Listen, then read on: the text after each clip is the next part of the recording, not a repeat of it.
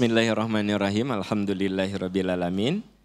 Ibu, bapak, sahabat Majelis Percikan Iman, baik yang offline yang hadir di sini ataupun yang ada di rumah masing-masing melalui media online. Hari ini kita akan bahas tentang tipu daya dunia, ya. Bapak, Ibu, sahabat-sahabat tercinta, kita sadar bahwa dunia itu sebenarnya singkat. Dunia itu singkat. Dunia itu diambil dari kata dana, dekat. Dunia itu artinya sesuatu yang sebentar. Coba Bapak Ibu merenung sebentar. Rasanya baru kemarin mungkin Bapak Ibu nganterin anak sekolah. Sekarang tuh anak kita sudah beranak. Ya enggak sih? Ya rasanya baru kemarin gitu nganterin anak sekolah, ya ngajemput di SD, ya masih kabayang keneh bawa tas ransel, ya dikucir, ya dia teh sekarang udah beranak, kan gitu. Ustadz Aan putranya usia berapa? Kelas 6 yang pertama. Tak Ustadz Aan begitu kelas 6 SMP, SMA enggak kerasa gitu. Ujug-ujug kuliah, ujug-ujug minta dinikahkan. Jadi dunia mah singkat sebenarnya. Enggak kerasa, ya. Ada banyak jamaah yang ketemu saya. Ustadz, saya teh dengerin Ustadz waktu saya SMP. Ini anak saya sekarang udah SMP. Saya teh berarti saya teh kolot. Berarti saya teh menua. Ya, karena dia bilang, saya dengerin Ustadz teh waktu saya masih SMP di Radio OS. Nih sekarang anak saya sudah SMP. Ya. Yang bikin saya kaget, apa? Saya teh udah tua. Ya. Tapi dia ada pengakuan. Tapi kok saya jadi lebih tua dari Ustadz? Nah itu pengakuan itu yang saya speechless menjawabnya. Cek saya tanya salah maneh atuh. Nah jadi artinya dunia mah singkat. Ya, nah terus dunia itu tidak selamanya menyenangkan. Tapi juga tidak selamanya menyedihkan. Watil kal ayyam nudawiluha bainan nas.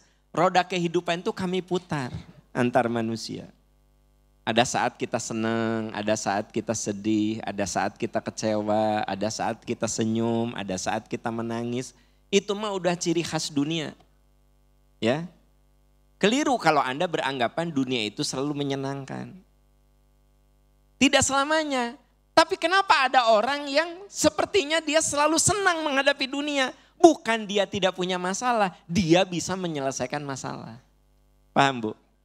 Saya ketemu Ustadz Aan dari mulai bujangan sampai sekarang anaknya sudah SD kelas 6.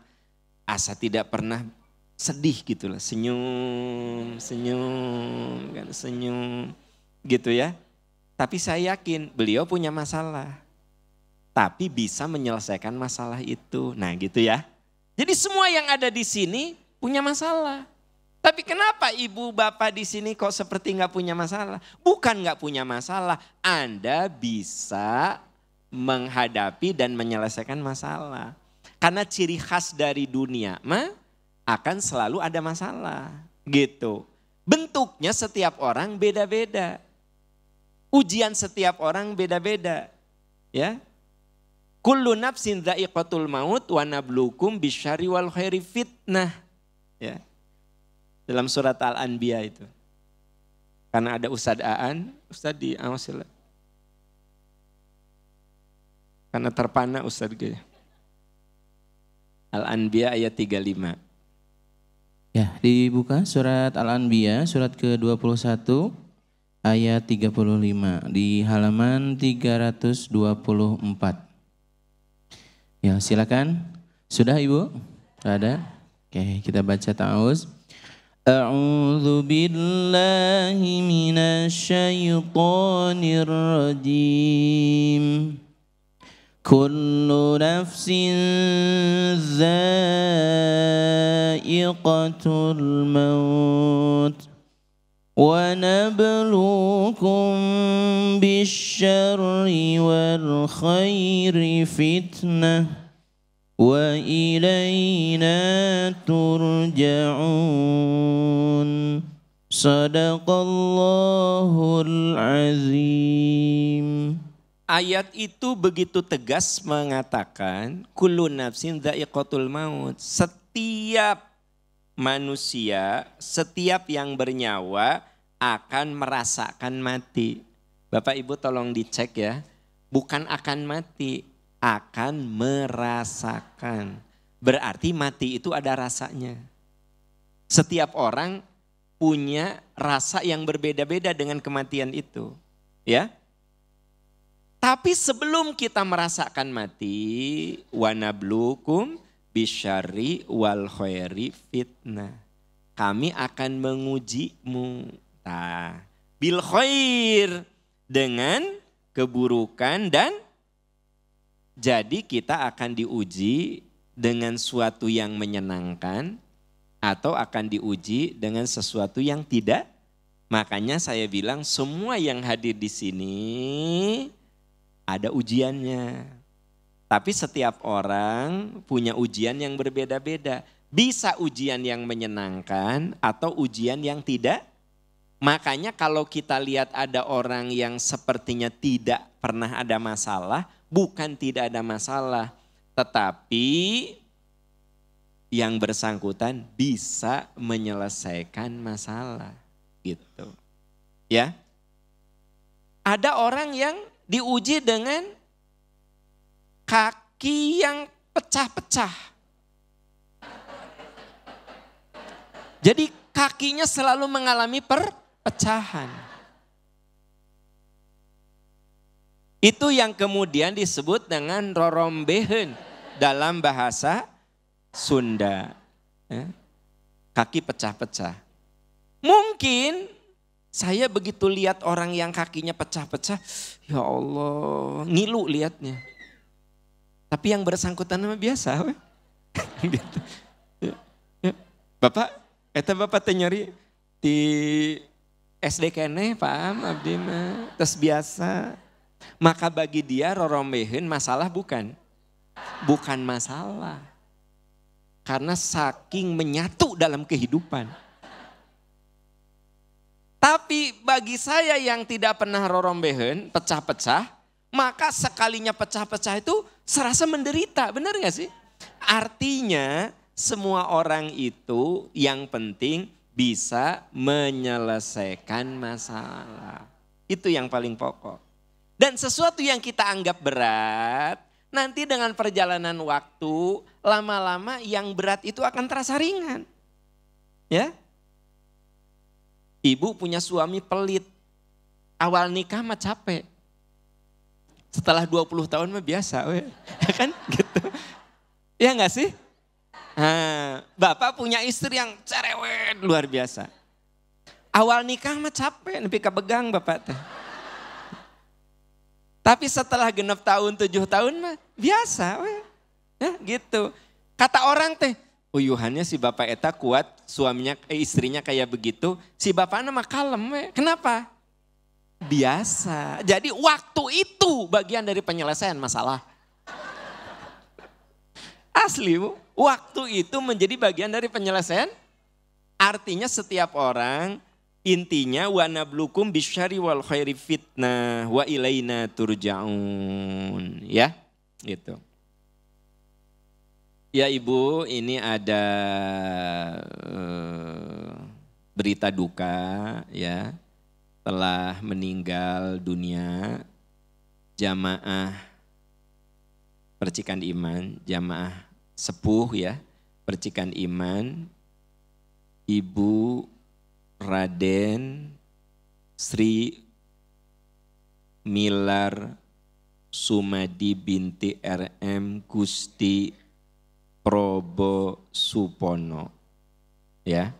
Beliau adalah orang tua dari Bu Heni alumni Haji Reguler 2022. Kemudian tadi juga saya dapat WA sebenarnya ada saudara kita yang juga berpulang kepada Allah Subhanahu wa taala ya. Beliau juga minta doa. Saya Bu Dewi termasuk jamaah Percikan Iman tinggal di Bogor.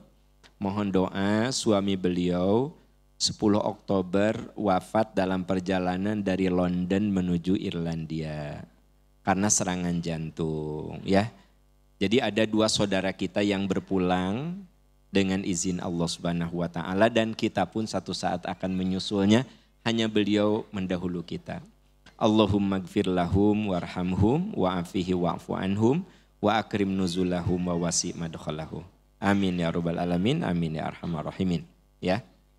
Ya, kita sedang membahas wa ilaihi wa ilaina turja'un. Pada akhirnya kamu akan kembali. Termasuk 2 saudara kita ini diinformasikan berpulang kepada Allah wa ilaina turja'un. Nah, pada akhirnya kita akan kembali dan saya bilang hidup itu singkat teman-teman. Makanya jangan sampai kalau rumah tangga Pak, jangan pasea wae rumah tangga teh singkat Bapak. Ibu mun kasalaki tetong ngajak pasea. Naon sih resep-resep teuing pasea teh? Tara ameh rame kumaha sih Bu? Ya rumah tangga teh singkat, ngajak pasea we naon sih? Ya kan gitu. Aya urusan kecil diajak pasea saminggu bae teh naon atuh. Ya kalau urusan kecil mah selesaikan udah aja saling minta maaf. Agak gede urusannya sedikit ya sudahlah selesaikan. Kenapa? Hidup itu singkat. Jadi ibu teh please lah tong ngajak pasea ka salaki teh. Rumah tangga teh singkat. Bapak ge sama gitu kan. Ya, cek bapak teh naon da urang masuk mengalahnya Pak. Ya gitu. Bagus Pak mengalah welah naon. Hidup tuh singkat ya. Jadi mun istri ngajak pasea, udah atuh mah pasea we hidup teh singkat. Tah si ayah mah da sok menghindar. Nah, jadi gitu. Ya. Hidup teh singkat gitu. Jadi energi kita ini ngapain dihabisin untuk suatu yang gak guna. Ya. Nah, tapi ada tapinya. Hidup ini singkat. Kalau kita ini ingin baik, kadang-kadang sok aya nu gini, sok alim maneh mah. Sok rajin kamu mah. Sok baik. Kemana? Ke MPI sok rajin maneh mah. Emang pengajian nggak ada di ujung Berung, jauh-jauh ke Arjasari. Sok rajin, sok baik, sok suci kamu. Tah, dalam hidup mah kalau ada yang bilang gitu jangan dihiraukan. Mantap ya. Jadi kalau ibu mau ke MPI ke sini, sok baik, sok alim, biarin aja. Wong duit untuk angkot duit kita, tenaga kita, ya bensin kita, kerudung kita nggak pernah minta sumbangan sama orang. Nah, bet protes gitu ya. Yah kita makan. Aduh maaf aku keur puasa Senin, so alim, baik nu lapar-lapar urang, bener tuh. Kebayang tuh misalnya ya Kang Ustadz Aan teh kieu, Pak Am orang makan siang, aduh Kang Aan punten saya teh lagi nyoba puasa Senin Kemis, so alim. Cek saya teh, nyangga saya buka tuh. Kan sebenarnya teh kudu, kenapa? Karena nu lapar saya, nu nahan haus saya. Ya, nah jadi kita ini Bu kalau diomongin sama so alim, sok rajin, sok baik, keun we da. Kenapa? Karena semua kan kita yang menjalani. Ya, gitu. Mama, di mana? Duha, sok alim. Nu sujud urang. Ya kan? Tapi kadang-kadang orang tuh suka gitu ya. Iya makanya kalau ada yang begitu, jangan tertipu. Karena itu bagian dari ujian dunia. Ya, itu bagian dari tipu daya dunia. Jadi Anda soleh itu belum tentu orang suka sama Anda. Ada orang yang, saya ingat aja waktu sekolah Bu, kan dulu mah sekolah teh banyak akhwat yang gak pakai kerudung. Ya dulu ya. Ada teman saya pakai kerudung ya gitu. Ada dua, ayah nu, ya Allah kamu jadi tambah cantik. Ayah nu gitu. Ayah bagian nu gitu. Geuleuhnya juga nini ayah hese jodoh gitu kan. Nah, padahal nu di kerudung tehnya bukan dia, maksudnya nah nguruskeun batur. Benar gak sih? Ya orang yang bilang gitu, ih nih susah jodoh siapa pakai kerudung. Kan nu pakai kerudung orang lain. Nah dia nu capek. Benar gak? Nah itu Bu. Jadi dalam hidup mah karena hidup itu ada ujian, kebaikan dan keburukan. Jangan Anda pikir kalau Anda berbuat baik itu semua orang suka sama Anda. Mungkin Anda disindir, mungkin Anda dibully, ya kan gitu. Mungkin Anda disisihkan, tong ngajak deui si Ani. Ulah diajakan si Ani teh. Ayeuna teh manehna wanita hijrah. Tong. Geus hijrah manehna mah ayeuna mah tong diajakan si Ani mah. Apa yang terjadi? Kan dikucilkan, bener enggak? Padahal Ani ini sama sekali tidak mengganggu teman-temannya. Tidak mengganggu, tapi langsung dikucilkan. Pokoknya kemun ngabaso, urang-urangnya opatan. Si Ani tong dibawa. Tong. Nah, manehna ayeuna hijrah. Ya, geus sering ka MPI. Ya, hijrah manehna teh. Pasti ngobrolna moal nyambung jeung urang-urang. Padahal belum ngobrol. Tapi sudah dituduh. Nah teman-teman, kalimat-kalimat itu harus siap kita dengar. Jangan jauh-jauh lah. Saya pernah cerita, saya bangun masjid di sini, mun dengerin orang, iya masjid moal jadi. Dengar ti eta Aam. Bikin masjid kok di kampung, masjid teh gede. Tempat parkirnya gede, saha nu datang. Itu masjid segede gitu, saha nu datang. Mun saya denger omongan itu, ya masjid moal jadi. Da. Kampung ge satu saat bisa jadi kota. Ya, yang namanya Buah Batu Ustad Aan, Buah Batu, Parapatan Buah Batu. Dulu saya ke SD, itu pangkampung-kampungna Bandung. Pangkampung-kampung, sabab ada teman saya didinya naik bemo eta teh. Bemo nu ngebul teh. Ya. Ngebul. Sekarang jadi kota. Ya. Macetnya luar biasa. Saya cuma mikirnya gini, oke, ya. Iya sepi ya. Saya pikir, geus ngabangun di sini yang gede sekalian. Kenapa gede? Supaya magnetnya kuat. Bikin parkiran untuk 500 mobil. Sekarang kan enggak cukup ya parkiran. Bahkan kemarin waktu acara milad, sampai 2 kilometer dari sini parkir. Ya. Maksudnya apa? Kalau saya dengerin orang, ya masjid enggak akan jadi. Jadi gimana? Niat saya bagus, bismillah, pokoknya di daerah Arjasari belum ada masjid besar. Biarin pokoknya ini akan jadi masjid terbesar yang ada di Kabupaten Bandung. Udah bener di Kabupaten Bandung. Yang rutin pengajiannya 2.000, 1.500 sampai 2.000 tiap minggu di Kabupaten Bandung. Alhamdulillah di Peradaban Arjasari saudara-saudara. Kalau yang lain ya di Masjid Agung itu yang namanya 1.000 orang itu tabligh akbar. Tabligh akbar. Kita tiap minggu tabligh akbar Ustaz. Tiap minggu tetap tabligh akbar, mobil udah ngederet tuh sampai sana, ya kan? Iya teh tiap minggu. Jadi kita mah tabligh akbarnya, nah di Kabupaten Bandung tidak ada yang tabligh akbar tiap minggu. Sok mana? Sok. Jadi saya ingin mengatakan, kalau kita udah niat baik, jangan suka dengerin omongan orang. Da orang mah ayah tidak setuju, ada yang setuju. Ya udah, yang penting kita. Sebab fitnah itu akan selalu ada.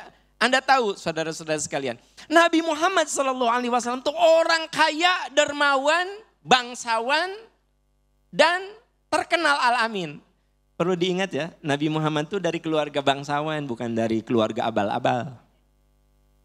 Makanya ketika turun wa anzir ashirotakal akrobin, berilah peringatan keluargamu yang terdekat. Anda tahu keluarga terdekat itu ya bangsawan-bangsawan Quraisy itu.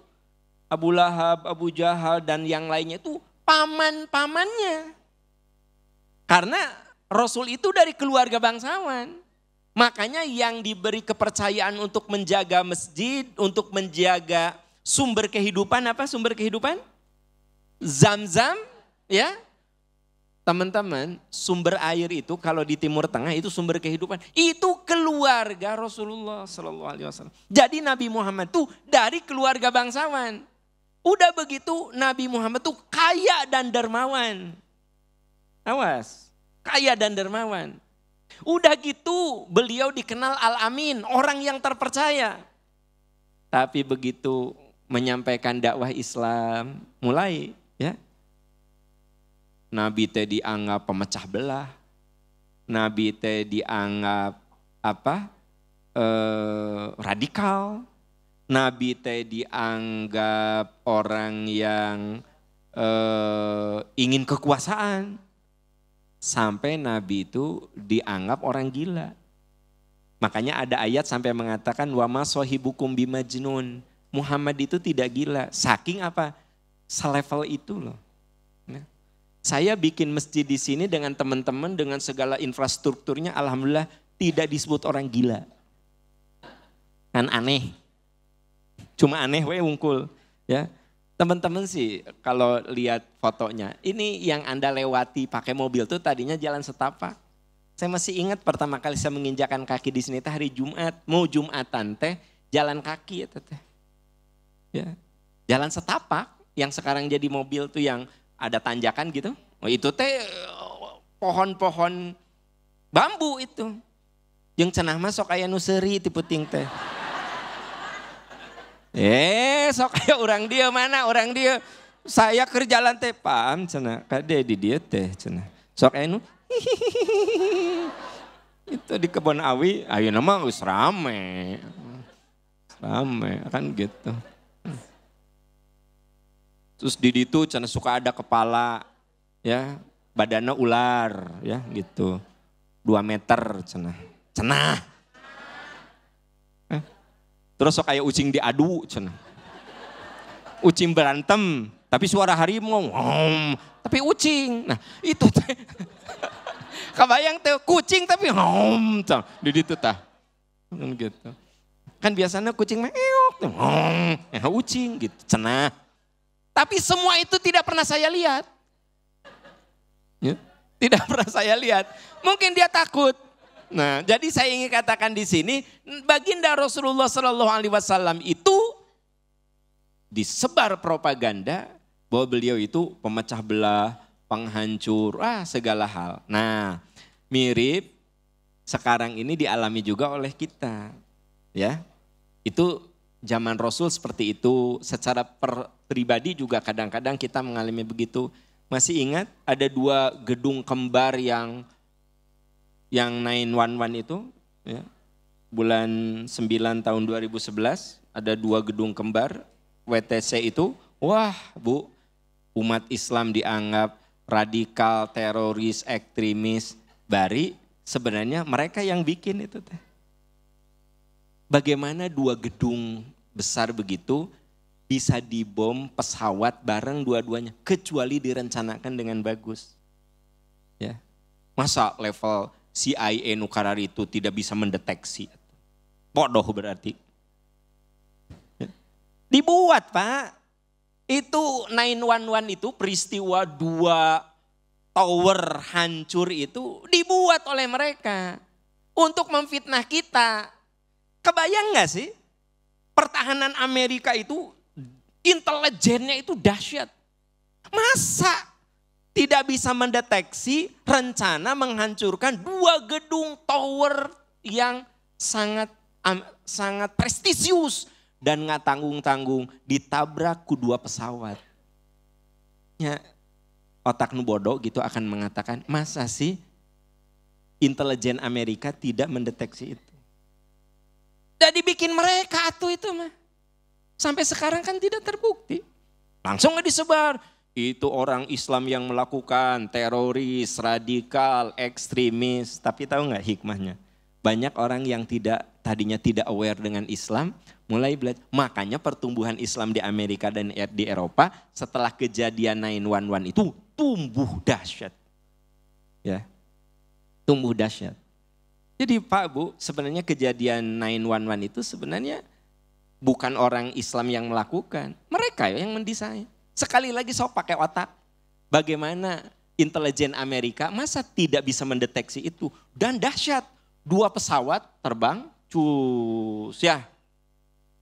Berarti ada 2 pesawat yang ditabrakan. Sebelum diterbangkan kalau pesawat terus dikuasai oleh orang pendatang dibajak. Ditabrakan. Kebayang nggak 2 pesawat terbang nih. Dalam waktu bersamaan dibajak. Udah gitu tidak terdeteksi oleh intelijen Amerika yang katanya semua terdeteksi. Masa sih? Sok pakai otak. Nyamun orang mikir, iya ya sok. Makanya sebenarnya dihancurkannya 2 tower itu sebenarnya itu buatan mereka untuk memfitnah kita. Dah aslinya mah ya atuh Pak Bu, orang main apa, ngerjain apa terdeteksi oleh mereka. Masa itu mendesain? Enggak iya mah orang mikir ainanya. Kan kejadian 2011 aja berarti berapa tahun yang lalu? 12 tahun. Kan mikir nama ayeuna. Kadang kan kita masuk ke terlambat mikir kan. Nah, sok terlambat gitu kan. Begitu buat kejadian, wah saya mah langsung kia. Dibuat ya mah. Kenapa Kang? Itu kan. Kenapa? Kamu pikir untuk menabrakkan 2 pesawat dalam waktu yang bersamaan, untuk membajak 2 pesawat dalam waktu bersamaan dan ditabrakkan dalam titik yang sangat krusial. Cek saya teh, sok mikir. Masa intelijen Amerika yang teruji hebat sedunia nggak bisa membaca itu? Sok. Eta teh pas kejadian saya ngomong gitu, tapi ku saya diomong gede ayeuna masalah. Setelah 12 tahun kemudian saudara-saudara sekalian. Iya, wah kan rame. Cek saya teh, bikinan Amerika cek saya teh. Loh kenapa gitu Kang? Sok kamu mikir cek saya teh. Ya. Kamu pikirkan aja. Masa sedahsyat itu tidak terdeteksi? Aneh. Aneh seaneh-aneh. Ya. Gitu. Nah, Bu, Pak. Jadi sebenarnya kita ini sering difitnah oleh dunia itu. Jadi kejadian 9/11 itu yang menghancurkan 2 tower itu dituduhkannya ke kita. Ke umat Islam. Dianggap teroris, ekstremis. Nah, persis seperti yang dialami sekarang di Palestina versus Israel. Sebenarnya kalau kita mikir,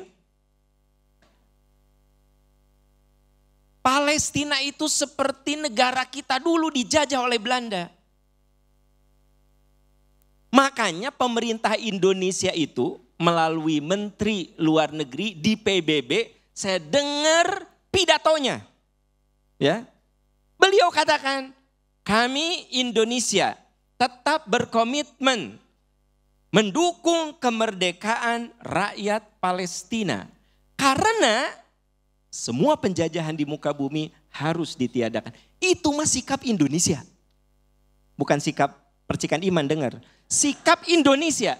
Jadi Indonesia itu Anda bisa nggak percaya, bisa mengada-ada, Anda lihat cek pidato Ibu Menteri, saha Menteri Luar Negeri Indonesia. Retno apa? Retno Susanti.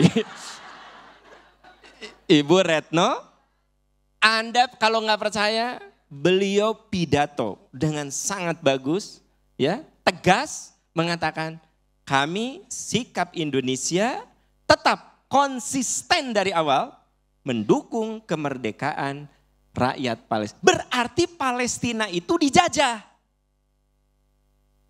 Dijajah. Nah, sekarang diputarbalikan. Seolah-olah Palestina ingin merebut negerinya.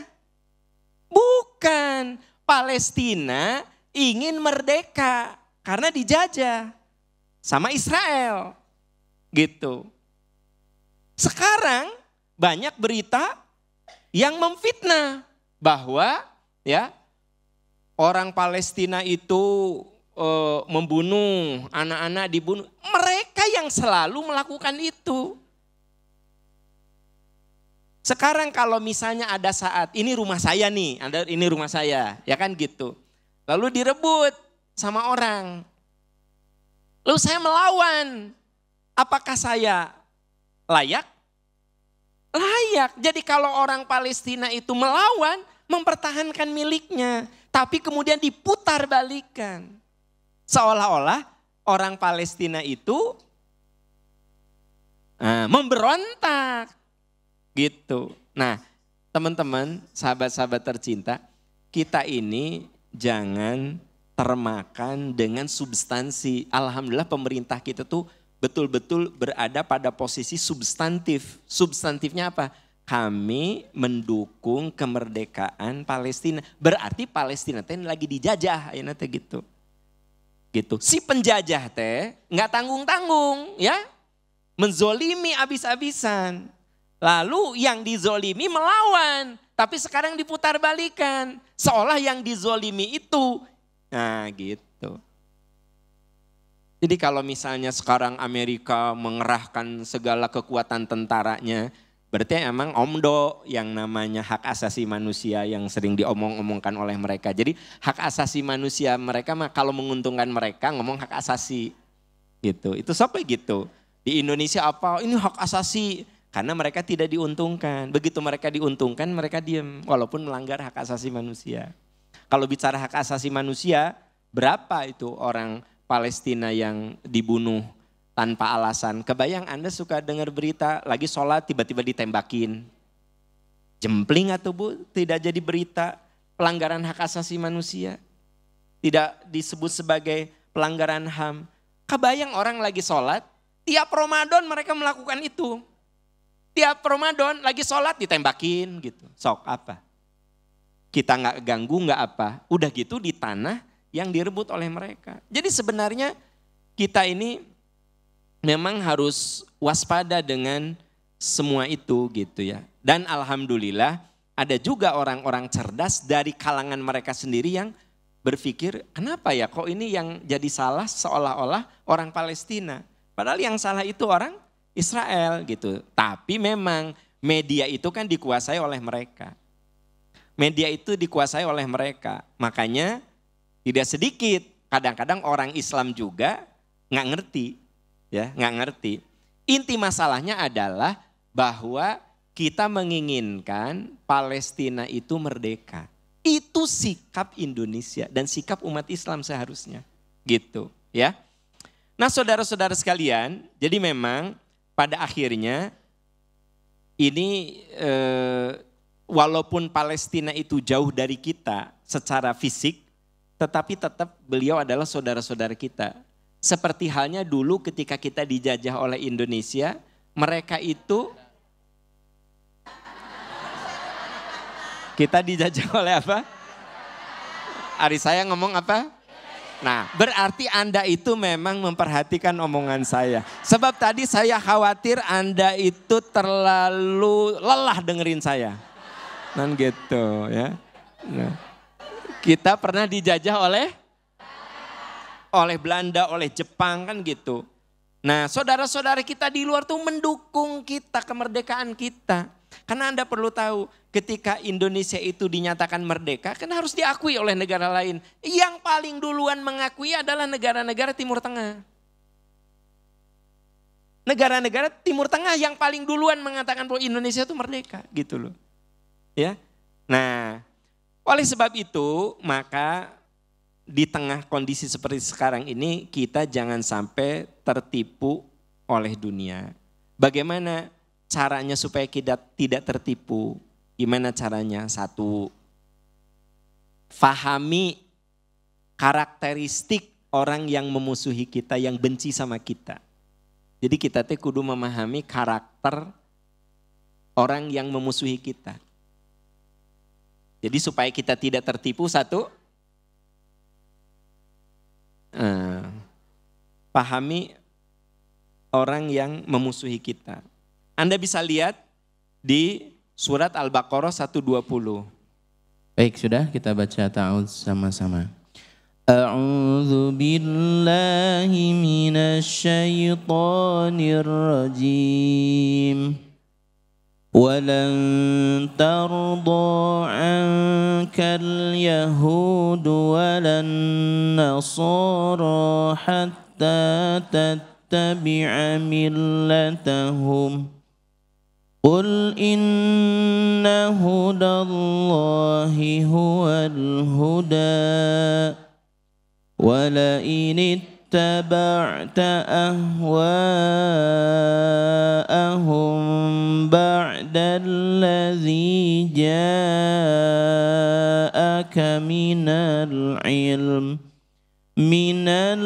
ilmi ma laka minallahi min waliyyin wala nasir. Sadaqallahul azim. Ya, jadi yang pertama fahami karakter orang yang memusuhi kita. Walan tarda ankal yahudu walan nasara hatta tattabi'a millatahum. Orang Yahudi dan Nasara tidak akan rela sebelum kamu mengikuti agama mereka. Qul inna hudallahi huwal huda. Katakan sesungguhnya petunjuk Allah itulah petunjuk yang sesungguhnya. Nah gini teman-teman. Biasakan kita ini selalu berpegang teguh kepada petunjuk yang Allah turunkan. Karena itu kenapa kita kudu ngaji tiap minggu. Ya. Bahkan tiap hari juga kita ngaji. Hari Anda suka ikut Percikan Iman Pagi, di IG, di YouTube, di radio, harus. Terus seminggu sekali kita ketemu langsung. Kalau ada sehat, ada waktu, ada kekuatan, seperti Abah Engkon, hadir ke sini. Anda umur baru 32, ya gitu. Hujan mendung dikit, takut hujan. Lihat Abah Engkon, hujan angin dordar gelap. Ya. Langsung pergi di Garut ka dieu, ya kan gitu. Nah, biar perlu mabit di sini saudara-saudara, kan gitu. Nah, artinya apa? Inna hudallahu wal huda. Petunjuk Allah itulah petunjuk yang sesungguhnya. Wala ini taba'ata ahwa'ahum ba'dalladzi ja'aka minal ilm. Jika kamu mengikuti keinginan mereka setelah kebenaran sampai kepadamu, Allah tidak akan lagi menjadi pelindung dan penolongmu. Nah gini teman-teman, saya pikir hidup ini butuh pelindung dan penolong. Siapapun, kita ini butuh pelindung dan penolong karena aslinya kita ini lemah. Kenapa kita suka baca bismillah? Kalau mau makan misalnya, bismillahirrahmanirrahim. Bismillah dengan menyebut namamu, maksudnya dengan kuasamu ya Allah. Jadi bismillah itu kalimat tidak sempurna.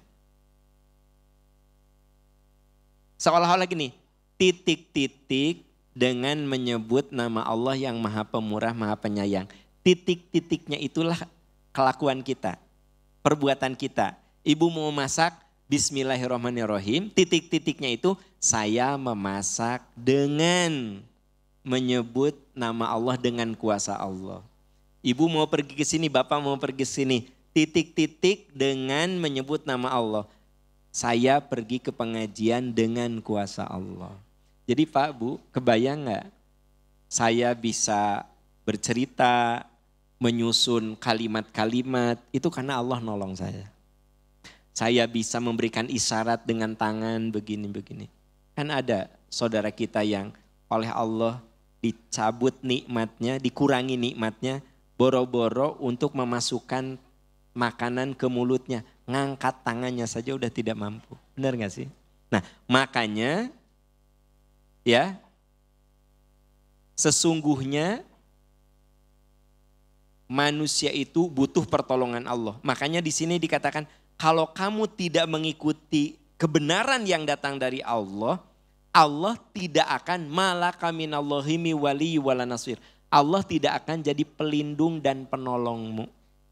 Jadi kalau kita ingin selalu dilindungi dan ditolong oleh Allah, maka kita harus selalu berpegang pada hidayah Allah. Kenapa? Karena orang-orang yang tidak suka kepada kita, mereka tak henti-hentinya menjauhkan kita dari agama dengan cara apapun yang mereka bisa. Ya. Nah, yang kedua, ya, supaya kita tidak tertipu oleh dunia, ya. Jangan percaya perkataan orang fasik. Jangan percaya perkataan orang fasik. Orang fasik itu artinya orang yang membengkokkan kita dari kebenaran. Kita harus selalu teliti, jangan asal percaya. Kita harus selalu tabayun. Jangan asal menyebarkan. Nah, Ustadz Aan bisa dilihat surat Al-Hujurat ayat 6. Sudah ada Bu? Ayat 6 kita baca sama-sama ya. Ta'awuz. A'udzu billahi minasyaitonir rajim. Ya ayyuhalladzina amanu in ja'akum fasiqun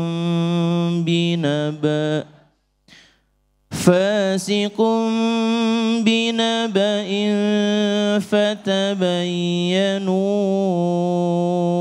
an tusibu qauman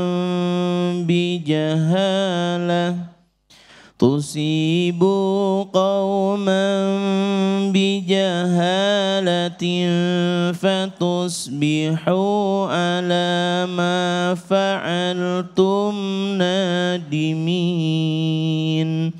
Shadaqallahul azim. Sahabat-sahabat tercinta Majelis Fasikan Iman, jangan salah loh, manusia itu dibentuk oleh omongan. Manusia itu bisa berbuat karena omongan. Manusia itu bisa tadinya netral menjadi bermuatan karena omongan. Boleh jadi saya melihat Ustadz Aan itu pribadi yang baik-baik saja, netral saja, ya. Tapi karena saya dengar omongan, saya teh jadi ujug-ujug nggak suka aja ke Ustadz Aan teh. Mungkin nggak gitu terjadi? Anda pernah ngalamin gitu? Nah, objeknya saya ya? Oh bukan, oh iya bukan, ya gitu. Ya, jadi gini, orang itu misalnya sama di mata saya teh Ustadz Aan teh baik-baik saja gitu loh. Tapi setelah saya dengar si A, si B, si C, ningali Ustadz Aan teh geuleuh ningali jelema teh naos. Gitu ujug-ujug geul we. Ya. Tah, Bu, makanya hati-hati dengan omongan. Hati-hati dengan bacaan. Hati-hati dengan apa yang sering kita dengar. Makanya manusia itu dibentuk oleh apa yang sering dia dengar. Saya pernah ilustrasikan sama Anda, bisa lupa lagi ya. Kalau di gelas, saya punya gelas berisi air teh. Air apa? Berarti warnanya apa? Gusti ya Allah, air teh wae berselisih paham. Di gelas ada air teh. Anda mah mun air teh sok aya nu bilang koneng, nu bilang berem. Di gelas itu ada air coklat. warnanya apa? Judulnya ge coklat, warna air coklat. Nah, 1 gelas. Lalu saya ambil 1 galon air. Tapi saya masukkan ke gelas yang berisi coklat itu 1 tetes, 1 tetes. Setetes, setetes, setetes. Kira-kira begitu air galon tadi udah setengahnya habis, air yang ada di gelas warnanya berubah menjadi bening. Otak saya dan otak Anda tergantung apa yang diisi. Kalau yang diisi itu ajaran agama, otak kita tuh bening. Walaupun otak saya tadinya kotor. Bisa coklat, bisa hidung, pokoknya namanya. Nah, tapi karena every day, every morning, setiap saat yang masuk ke kepala saya itu nasihat kebaikan. Tadinya saya pendendam, tadinya saya pelit. Terus saya dinasehatan tong dendam, tong pelit, tong dendam, jangan dendam. Terus every day masuk ke otak saya. Lama-lama saya jadi pemaaf. Lama-lama saya tidak dengki. Lama-lama saya bahagia lihat orang lain sukses. Kenapa? Karena yang masuk ke otak saya tetesan-tetesan nasihat yang bening. Makanya Allah berfirman di ayat yang tadi dibacakan oleh Ustadz Aan. Ya ayyuhalladzina amanu inja'akum fasiqum binaba'in fatabayyanu. Hei orang beriman, jika orang fasik datang membawa berita. Tahu gak orang fasik itu orang yang tidak suka dengan kebaikan. Badai ke mana? MPI di mana? Hah, Arjasari? Innalillahi ya Allah. Meni jauh-jauh banget. Ya, emang di Cimahi gak ada pengajian? Hah? Ya Allah, uyuhan. Ya Allah, emang di Cimahi gak ada pengajian? Aya naon sih di ditu? Ya paham. Nah, ada ilmu, ya kan gitu. Ya paham. Nah, jadi bila datang berita yang fasik, yang kira-kira tidak benar, tabayun. Jadi kita ini kudu cerdas untuk memilih, ini mah berita yang membuat saya kotor hati, buang. Oh ini mah tulisan yang membuat saya positif berpikir, ambil gitu. Dan tiap hari datang ke tangan kita, ke mata kita, ke telinga kita tuh berita bertubi-tubi. Teman-teman mah dengerin saya cuma seminggu sekali. Kan sekarang mah yang pertama kali kalau bangun yang ibu lihat kan bukan suami ibu. Suami batur di HP. Bapak yang pertama kali Bapak lihat kalau bangun kan bukan istri Bapak. Tapi istri batur di HP. Ica ker ngomong ya. Berikutnya Tati ngomong. Rina ngomong. Ita istrina Yuyun can ditingali. Gitu. Yuyun wae atuh isah geus lah. Maksudnya kebayang gak sama kita? Kalau yang masuk ke otak kita yang kotor-kotor, ya omongan kita kotor, pikiran kita kotor. Tapi yang masuk ke pikiran kita itu yang bening, yang jernih, yang baik. Makanya Allah ingatkan. Tabayyanu, tidak semua yang kamu dengar, yang kamu lihat itu kamu bisa ambil. Kamu periksa. Iya mah tidak penting, delete. Iya mah membuat kita suudon, buang. Ini mah membuat kita jadi dendam sama orang, jangan didengerin gitu. Ya. Antusibu qauman bijahalatin fatusbihu ala ma fa'altum nadimin. Kalau apa yang kita dengar selalu kita terima lalu kita sebarkan lagi, jangan-jangan nanti akan ada korban dari omongan kita. Jangan-jangan ada yang jadi korban dari pemikiran kita. Nah sekarang ini teman-teman, kalau kita belajar dari kasus Palestina, saudara-saudara kita di Palestina ini bukan hanya fisiknya yang dizolimi, tapi berita-berita pun menzolimi mereka. Yang paling parah orang Islam ikut-ikutan ya menyalahkan orang saudara-saudara kita di Palestina. Udah jelas saudara kita di Palestina mah benar. Memperjuangkan kemerdekaannya, menjaga haknya. Sok, Anda lihat itu di IG, ada orang Islam yang malah menyalahkan orang Palestina. Ya salah dengar dia, tidak tahu informasi. Nah yang ketiga, utamakan persaudaraan. Jadi supaya kita tidak tertipu oleh dunia, satu, pahami. Nah, yang kedua, tabayun, selalu klarifikasi, ya. Jangan semua yang kita dengar itu kita terima.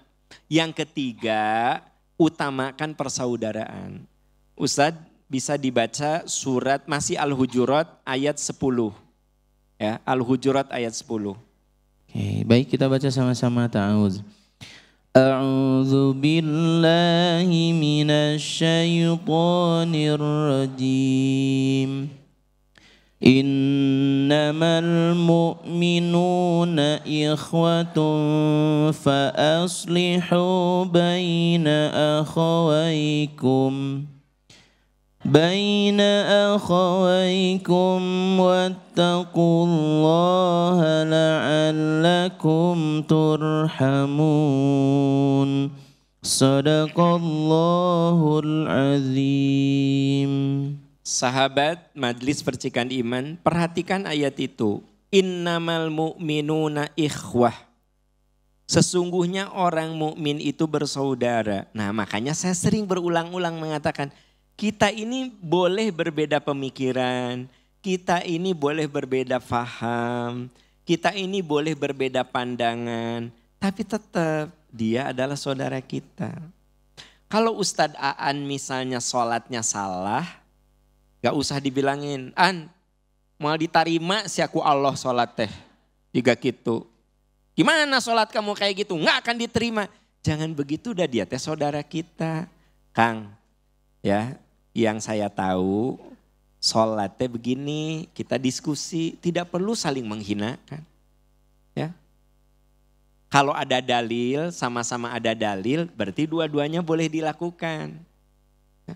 Ustadz Aan teh kan kalau sholat suka Allahu Akbar wajah tu wajhiya. Sementara saya Allahumma ba'id baini, sementara teman kita subhanaka.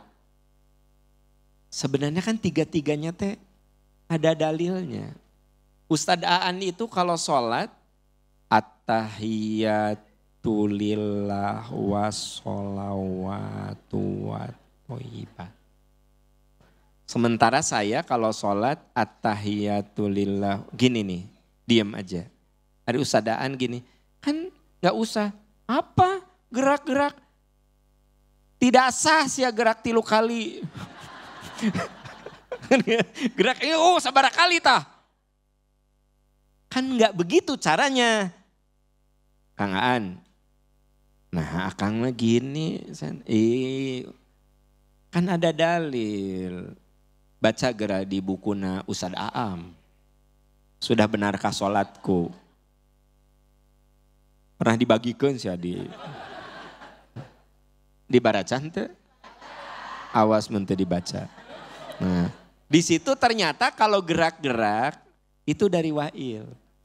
Aku sholat di sebelah Rasul, aku lihat asyara bi usbu'ihi. Nabi mengisyaratkan telunjuknya yuharrikuha, menggerak-gerakannya. Kalau di dalam riwayat Muslimah asyara bi usbu'ihi, tapi tidak menggerak-gerakkan. Berarti boleh digerak-gerakan, boleh tidak. Itu. Jadi itu kudu pasea. Kenapa harus berantem? Kita mah kadang-kadang suka berbisik. Imamna Persis. Kenapa? Terus kalau memang imamnya Persis, makmumnya NU apa masalahnya? Itu masalah. Dan NU Persis Muhammadiyah mah itu mah organisasi keagamaan. Di akhirat itu Ustadz Aan tidak akan ditanya kartu anggota. Cek malaikat itu, saudara Aan, apakah Anda punya kartu anggota Persis? NU Muhammadiyah? Henteu. Teman-teman yang aktif di Persis, sok jadikan itu perahu dalam dakwah. Teman-teman yang ada di Muhammadiyah, sok jadikan itu perahu dalam dakwah. Teman-teman yang ada di NU, sok jadikan perahu dalam dakwah. Kenapa abdi teh gaduh parahu? Nu penting mah soleh. Nu penting abdi teh gaduh parahu. Ngojai sorangan saudara-saudara. Ya, kenapa? Karena yang Allah lihat itu amal soleh. Ya. Saya mah teh gaduh parahu, Pak. Ya udah, berenang. Ya kan gitu. Nah, artinya yang penting mah kan fama ya'mal mithqala dzarratin, siapa yang berbuat amal soleh, Allah akan tampakkan. Fa amma man thaqulat mawazinuhu, siapa yang berat timbangan amal solehnya, Allah akan berikan pahala terbaik. Jadi kita mah yang penting bukan perahu. Yang penting amal soleh, apakah berperahu ataupun tidak berperahu. Gitu. Nu penting mah amal soleh. Itu. Mata saya mah gini. Pak Am, saya mah aktif di Persis. Saya aktif di Persis. Itu jamiah untuk membela agama Allah. Pak Am, saya mah aktivis Muhammadiyah. Bagus. Itu jamiah untuk membela agama Allah. Saya mah di NU Pak, mangga itu untuk membela agama Allah. Yang penting fastabiqul khairat, berlomba dalam. Saya mah dengan percikan iman, mangga.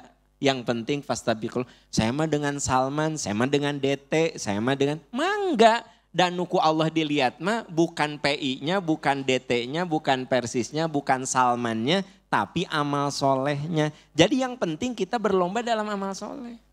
Gitu ya. Jelas kekeh teu boga parahu, ngojai sorangan. Oh teu bisa ngojai, paksakeun. Nah. Jadi sebenarnya simple teman-teman semuanya. Yang penting innamal mu'minuna ikhwah.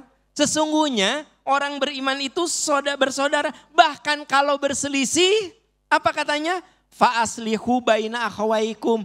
Damaikan. Ya. Dalam hidup mah kudu sering mendamaikan. Gitu.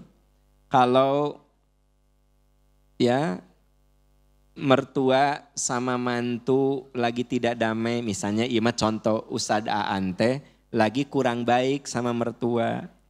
Saya teh kudu nganasehatan. Udahlah kita mengalah aja. Kita kan walau bagaimanapun anak. Terus minta hampura ke mertua. Ya tapi udah mertua lagi. Udah minta hampura we. Tah eta apa? Mendamaikan. Ulah iya mah. Jeung mertua, kabeh mertua kudu dilawan. Eta telin indung urang. Eta mah indung batur lawan. Salah. Ya, salah ya gitu. Gitu. Jadi artinya kita ini kudu punya mental mendamaikan. Bahkan di dalam Islam kita boleh berbohong untuk mendamaikan. Kebayang gak sama Anda? Boleh berbohong untuk mendamaikan. Ya. Misalnya Ustadz Aante lagi tidak baik-baik saja dengan Kang Sanu tadi moderator teh Kang Kamal. Cek saya teh sadaan, salam terus di Kamal. Oh gitu? Rada cemberut. Oh gitu? Salam tadi papangi jeung saya, salam. Kesono cenah yang panggih. Sadaan teh kieu, moal mungkin. Nah, tapi kan saya ngomong nah kan, insyaallah lah. Saya ketemu dengan Kamal, Mal. Tadi saya ketemu dengan Aan, salam cenah. Yang panggih. Ya. Nah, ya. Saya teh ngarang sengarang-ngarangnya. Saya boleh, Bu, berbohong untuk mendamaikan. Gitu. Matak Bu, ada saat ibu teh berbohong. Misalnya gini, ibu teh ngajak ke suami teh, ayah, orang ke si mamah yuk, maksudnya ke orang tua Anda. Bung, cerewet mamah kamu mah. Mending sare aing mah. Anda teh pergi tah, ya, ke orang tua Anda. Neng, hari si AA nggak ikut, ya mama salam we, tak iya ada oleh-oleh ti si AA Batagor, salam we, cenah mau kesini tapi capek. Kamari dati Senin nepi ka Sabtu kan kerja mah. Anda nggak bohong teh? hubungan Anda, orang tua Anda dan mantunya si AA teh baik-baik saja. Karena selalu Anda berbohong. Ya si AA teh salam we, Anda teh sok beli naon we, padahal ngarang Anda teh. Makanya di ayat ini dikatakan fa'aslihu baina akhawaikum. Kalau kamu berselisih, damaikan, ya. Wattaqullaha la'allakum turhamun. Takwa kamu kepada Allah agar kamu dirahmati. Jadi teman-teman semuanya, ya, kita ini jangan salah, hidup tuh singkat. Jangan sampai waktu kita dihabiskan untuk bertengkar. Jangan sampai kita dihabiskan untuk membaca berita-berita yang gak guna. Berita-berita yang hanya membuat kita ini dengki sama orang. Jadi suudon sama orang. Dan kita kudu banyak belajar agama terus karena orang yang tidak suka sama kita, dia tidak henti-hentinya akan menyesatkan kita. Itu 3 rumus. Ya. Insya Allah pekan depan kita bahas tema baru. Bapak Ibu terima kasih sudah hadir di sini ya. Dengan segala perjuangan. Ya. Semoga langkah-langkahnya menjadi penghapus dan pengangkat derajat. Ya. Kita akhiri dengan doa kafaratul majlis. Subhanaka Allahumma wa bihamdika asyhadu an la ilaha illa anta astaghfiruka wa atubu ilaik. Walhamdulillahirabbil alamin. Wassalamualaikum warahmatullahi wabarakatuh.